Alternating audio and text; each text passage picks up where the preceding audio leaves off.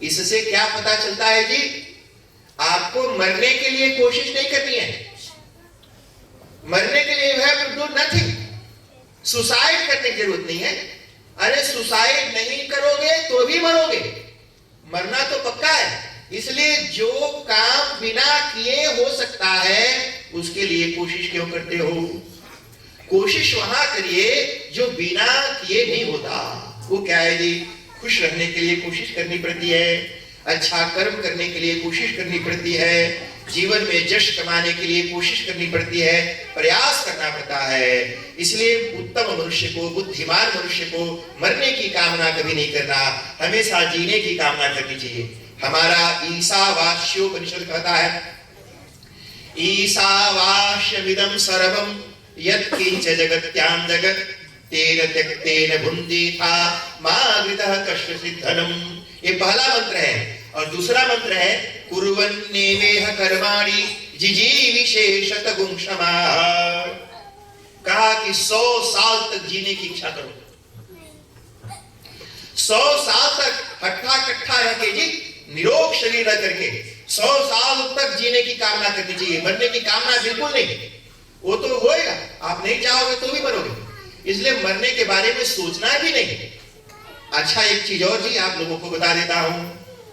कई बार समाज प्रेशर बनाता है। हम चिंता करते हैं, अगर मान लो हमारे जीवन में कुछ बुरा हो गया तो हम सोचते हैं कि समाज क्या कहेगा। चिंता करते हो नहीं कि समाज क्या कहेगा, लोग क्या कहेंगे। विचार करना, उस समाज के लिए भी सुसाइड नहीं करना। अब विचार करो कि समाज क्या है। What is society? What is the definition of society? ज्ञान जी, जैसे 50 पागल मिल करके एक सोसाइटी बनाए, तो 50 पागल मिल करके एक सोसाइटी बनाएंगे तो सोसाइटी क्या होगा जी? पागल सोसाइटी। अगर 100 डायबिटिक लोग मिल करके एक सोसाइटी बनाए तो डायबिटिक सोसाइटी। ठीक है जी। अगर 100 मूर्ख मिल करके एक सभा बनाए तो होगा मूर्ख सभा। पागल लोग मिलकर बनाए तो पागल। अच्छा सुनो, 100 लालची लोग मिलकर के एक सभा बनाए तो लालची सभा, ग्रीडी सोसाइटी। और ऐसे क्रोध से तमतमाए लोग मिलकर बनाए तो एंग्री सोसाइटी, ग्रीडी सोसाइटी। है ना जी? अब आप ये बताइए, मैं समाज हूं, ज्ञान जी समाज है, प्रवीण जी समाज है, हम ही मिल करके समाज बनाते हैं जी। समाज माने क्या? समाज कोई भूत नहीं है। I am society. मैं समाज हूं, आप समाज हैं। समाज कोई भूत नहीं होता है। हम सब समाज हैं, हम ही सब तो मिलकर समाज बनाते हैं। अब बताइए हमारा दिमाग कैसा है? हमारे मन में ईर्ष्या है, हमारे मन में एक दूसरे से द्वेष है, हमारे मन में कंपटीशन है, हम एक दूसरे को नीचा दिखाना चाहते हैं, हम एक दूसरे से अपने आप को ग्रेट बनाना चाहते हैं। अरे तो जो हमारा कंपटीटर है वो तो हमको मारना चाहेगा, वो तो हमारा दुश्मन हो गया। इसका मतलब इस समाज मेरा दोस्त नहीं है।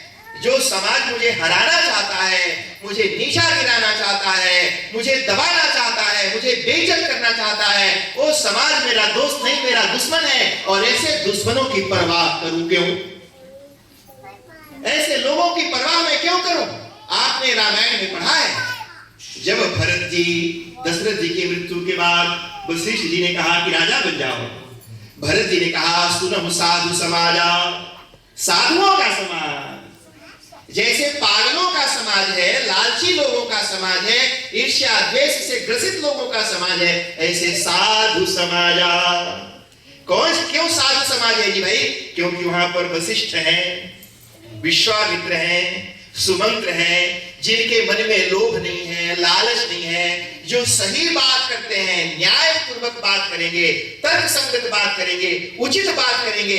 ऐसे साधुओं का अगर समाज है जो न्यूट्रल होकर के न्याय संगत बात करते हैं, तो फिर उनकी चिंता करेंगे।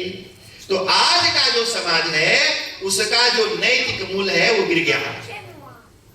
आज का जो समाज है वो गिरा हुआ समाज है जी, गिरी हुई सोसाइटी है। तो ऐसे गिरे हुए लोग तो आपको गिराना चाहेंगे, तो ऐसे गिराने वाले लोगों की परवाह परवाह नहीं करना।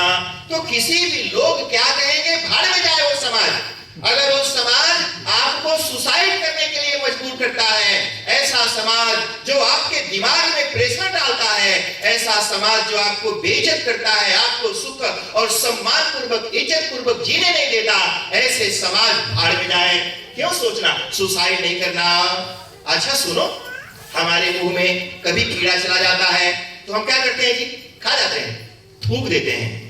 अगर कंकड़ पत्थर चला जाए तो थूक देते हैं, है ना जी। अच्छी चीजें खाते हैं और बाकी चीजें थूक देते हैं। तो दांत में अगर कुछ धस गया, कंकड़ कीड़ा पत्थर जो तकलीफ देने, तो थूक देते हैं। इसी तरह से वह समाज, वो आदमी, वो रेडियो, न्यूज, वो पेपर, वो कोई भी जो आपके अंदर फंस करके आपको प्रॉब्लम क्रिएट करता है, ऐसे उस कंकड़ कीड़े की तरह उसको थूक दो। लेकिन सुसाइड नहीं करना, आत्महत्या नहीं करना, किसी भी कीमत पर। ये भगवान का दिया हुआ अमूल्य उपहार है। अरे पता नहीं फिर कब हमें यह शरीर मिलेगा, इसलिए इस शरीर का त्याग नहीं करना। उस समाज का जो आपको सुसाइड करने के लिए मजबूर करता है, उसको छोड़ देना चाहिए। क्या बात है जी। अब चलो, अगर मान लीजिए आप बहुत दुखी हैं, बहुत बेइज्जत हो गए, बदनाम हो गए, अगर आप जिंदा रहोगे तो आपके पास ऑप्शन है, कुछ अच्छा कर्म करिए, आपकी बदनामी धुल जाएगी, अच्छा काम करेंगे, फिर से नाम हो जाएगा। और जिसके वजह से जो आपके दुश्मन है, क्या पता भगवान की कृपा हुई आपके दोस्त बन जाएंगे। तो हजारों चीजें आपके साथ अच्छी तभी होगी जब जिंदा रहोगे। और एक चीज और जी, मान लो हमने खूब पूजा पाठ किया और कल भगवान प्रसन्न हो गए और बोले कि ज्ञान जी मैं मिलने आया हूँ, मैं आपसे बड़ा हैप्पी हूँ, और ज्ञान जी रहेंगे तब नहीं मिलेंगे जी। इसलिए मान लो कल भगवान हमसे मिलने भी आ जाए तो भगवान का दर्शन तो तभी होगा जब मैं रहूंगा। इसलिए मेरा जिंदा रहना बहुत जरूरी है। इसलिए शरीर का त्याग कभी नहीं करना।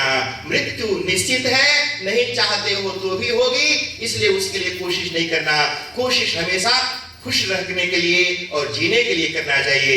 ये अग्निदेव के उपदेश था जी।